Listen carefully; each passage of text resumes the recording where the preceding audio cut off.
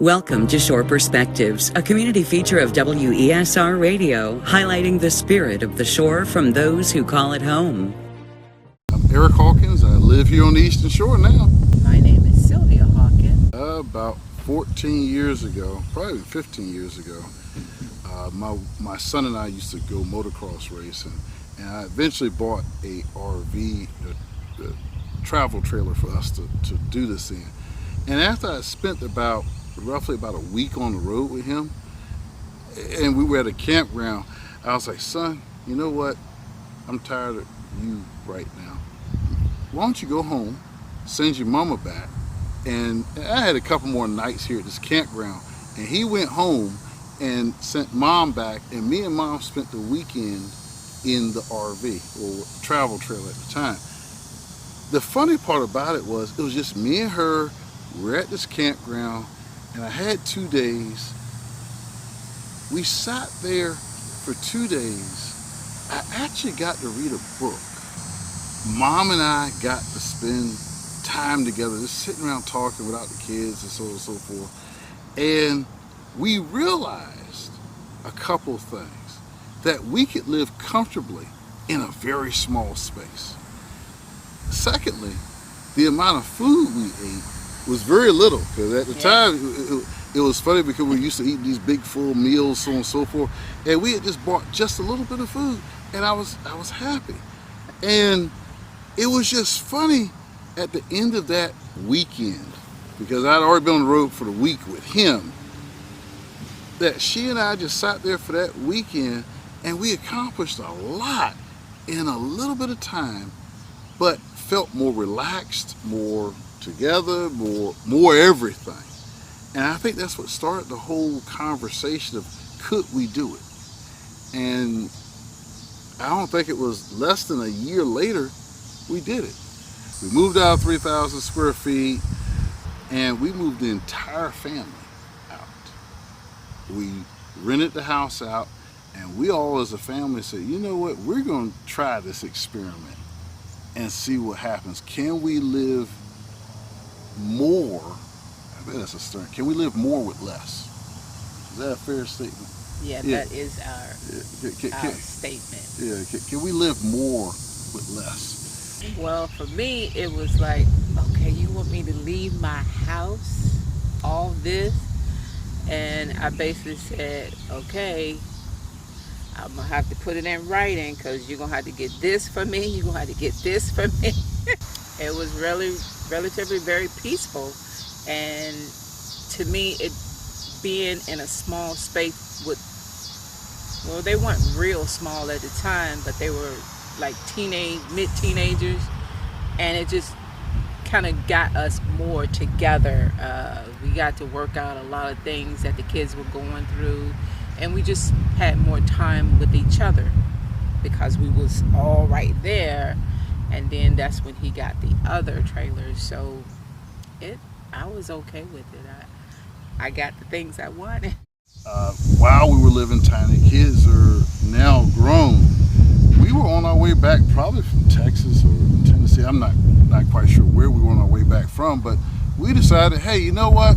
We're not ready to go back to Virginia Beach. Let's just keep on going. And you have that luxury when you're doing that with RVs. And instead of turning left into Cape Charles, we turned right and came in through what was considered Sheraton. And when we saw these sitting in what we would consider the woods at the time, because they were covered with trees. Well, they weren't that bad when we first seen them. They was just sitting there. When we saw it, I think because we'd already been living tiny, it just drew you to it. And we recognized it because my wife, one of the things that she had on that list that she wanted was a tiny house village. Yes. Now, and that was probably the only thing on that list at that time that I hadn't accomplished. We had them up on the walls and the vision boards and so on and so forth. As a matter of fact, we had a tiny house village on our vision board in the RV. Mm-hmm. And it was just so funny, because that was the last thing. And God just sort of kind of just rode us down this road, and it stayed in the back of our minds the whole time. And long story short, it was just an amazing experience to be able to recognize the possibilities. And I think because we had already lived tiny, we were able to recognize the possibility. In 1939, this property was owned by the Hogg family here in Cape Charles, or what was considered Cape Charles back at that time. And this used to be what's called an auto court, or the early form of motel. And it was for travelers and fishermen, hunters, anybody you could think of that was traveling the roads at that time. On this property was a gas station, a restaurant, 14 of these tiny houses, one of which over there was actually the manager's, Mr. Hogg's, office, and the 4-bedroom brick ranch that sits back there. So this is a place for a lot of activity going on at that time. But this place has had a lot of different uses. It was at one point in time for migrant workers. It was at one point in time for inspection. Potato inspectors. This now is called Cape Charles Tiny Living. Tiny living, living tiny is all the rage now. And for a lot of different reasons, housing prices, you name it, it's a litany of reasons. But very few people actually get to experience tiny living before they push the button. I think the thing that we really learned is more of our capabilities. So I guess when you're put in a position where you got to perform, you perform. You sink or swim. Well, I guess it's with me being a long-time hairstylist, retired, I get to be very creative, and I do the houses. I have a vision for them before I even do anything to them. They already got a plan I've already gotten in the head. I started with Stay a While. That was the first one. And I just wanted the atmosphere where just stay a while. Milk and Honey, which are the twins. And in doing that one, I basically, they look just alike inside. There with Fisherman and Mermaid, because of where we are, it's all about fishing around here. And of course, you're going to have a mermaid as we know that's not real, but still, it's just the fact that it's there. And I came up with one with a mermaid. Mermaid was a doozy. I really had fun. 9 shades of 9 shades of blue is in there because I wanted you to have the illusion that you're underwater. So that one was really fun doing. But everybody's been waiting on Vintage. She was the one that we worked on the longest because I wanted to have the history of this area presented in Vintage, because Vintage tells a story. So took the rawness. I said I wanted her to look exactly how she is, but cleaned up, and that's how I pretty much presented Vintage. And I have a lot, and she went on board faster than all of them. Cause actually guessed in it right now. Yeah, there's a guest in it right now. She made me take all the paint off of Vintage. Yes. And, even the floors, down to the walls, down to the ceiling. I wanted the ceiling is open, so it's very very vintage in there. Yeah, all the other houses are modern. That's the only one that has antiques in it. Yeah. And so on. So she puts her heart and soul in these things, and to be able to come up with these ideas, every color here she chose, and she painted these houses. Yeah.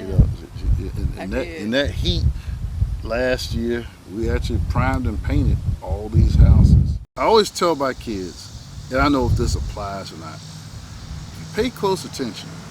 They'll never erect a statue to anybody that left well enough alone. What winds up happening is if you want to live your life, live it and not care what other people say or think or so on and so forth. I always find it funny that you can always think about that little couple, your grandma, your granddad, an uncle, or aunt, that had the best marriage, that had the wonderful life, they loved one another, they enjoyed one another, so on and so forth. I almost guarantee they lived in a little house. A little house on the corner. It was funny, down the street. right.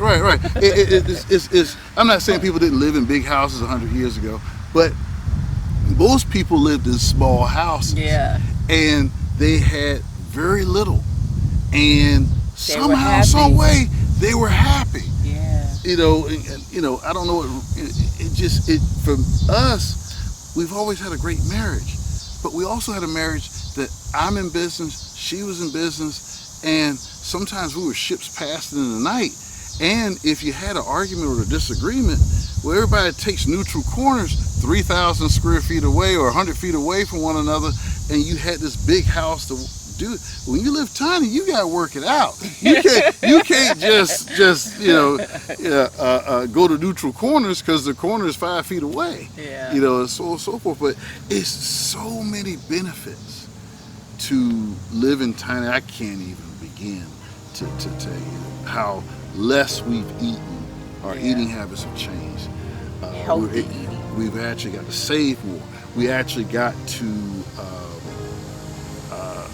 travel more in a lot of ways. It's so many benefits to it.